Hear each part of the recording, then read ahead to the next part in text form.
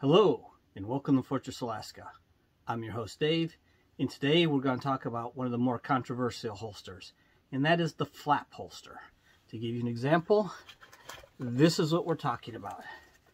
A holster that has a flap that covers it up, thus basically totally covering the sidearm. Now many people will tell you that this will get you killed and these are dangerous because it's difficult to get your holster out, because usually there's some sort of clip or something to bind it in, make sure it doesn't fall out. So it is not the easiest thing to get out. However, there are times when I am doing things and in places that the cover I am in, the bushes I am moving through are so thick and heavy, I have got to have that handgun totally covered so that there's no risk of it getting pulled out of my holster or falling out in any way, shape, or form. There are things you can be doing and places you can be that if your gun fell out of your holster, you may never see your gun again. So there are times that I want a full flap holster. So I'm just snapping this back in. So once again, snap back in. Now, the advantage with a holster like this type, which is a Black Hawk holster, is that it can be worn with the flap up. And then you just have the thumb snap to break it loose. So if you're in terrain where you're not so worried, you still have the thumb strap to secure it with the flap up, and then you only need to pop the thumb snap and pull it out. And that's not really all that difficult. Granted, on my leg where it belongs, it's much easier than holding it in my arms. So that's an example of a flap holster. And as always, you can put the flap down, thus totally covering it. So when you're going through thick bushes, bad weather, or if you're in a location where dropping your gun means you may never see it again, this is a good way to wear it. Think about if you're traveling by boat, hiking on mountainsides, going through tundra or swamp, and you can't risk your gun falling out under any circumstances. This is a good way to carry it. Now, granted, like I said, it is a little bit harder to get it out when you do need it, but at least you know you're going to have it when you need it. This particular holster also comes with an auxiliary pocket where you can either have a second magazine or a Leatherman, a multi-tool, a knife, anything else you may want to have with you. A second example of a flap holster is the old standard U.S. military M12 holster for the Beretta M9 pistol. You've probably seen this lots of times. It looks exactly like this. And this is not just any M12 Beretta holster. This was my M12 Beretta holster when I was on active duty. To open it, you simply pull down on the flap, get it out, and you can remove your M9 pistol. Not the one I had on active duty. They don't give those away. So this is much easier to get in and out than the other one. It locks in there securely. The gun is not going to come out. It does not cover it as well, but it still protects it. You are not going to lose it. It is not going to fall out. This is the type of holster that you can also wear, which is a very similar flap holster to protect your gun and ensure it's always there when you need it. Only needing to pull that to get it out. Another nice thing about this holster is, believe it or not, it even comes with a cleaning rod built right in. So there's the cleaning rod built right into the holster. So you always have a cleaning rod with you, and you have your M9 holster.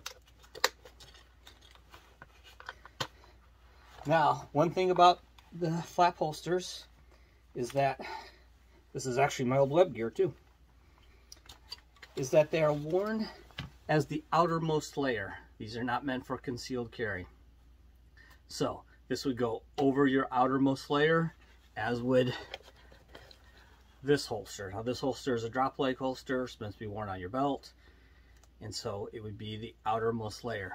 Generally, you do not use flap holsters for concealed carry, but there is one exception, and we'll get to that next. Here we have another form of flap holster. This is meant to carry small, micro-compact 9mm or 380s, 22s, whatever. Very small, something you can fit inside this little flap holster. And it is meant for concealed carry because generally you'd wear this on your belt, on your pants, just like you'd wear any other holster, except with the gun totally enclosed, it is now technically concealed. and it looks like a phone case. So most people would only ever think you had a phone case. Only those who know about Sneaky Pete holsters would think it would be anything other than a phone case or maybe a medical device, whatever you want. But it's called the Sneaky Pete holster, and it is a flap holster for those who want to carry a micro compact pistol and carry it hidden out in plain sight, I guess would be the way to describe it. So this is another option for a flap holster. So thank you for watching. I hope you've learned something about flap holsters. They are not the terrible things people make them out to be.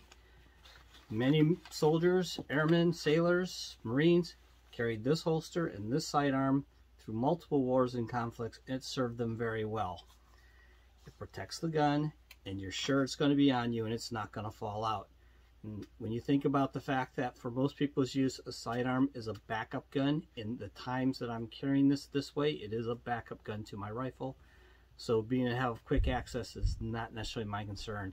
And if I think I might need it, it's not that hard to just open the flap and have it ready should I need it.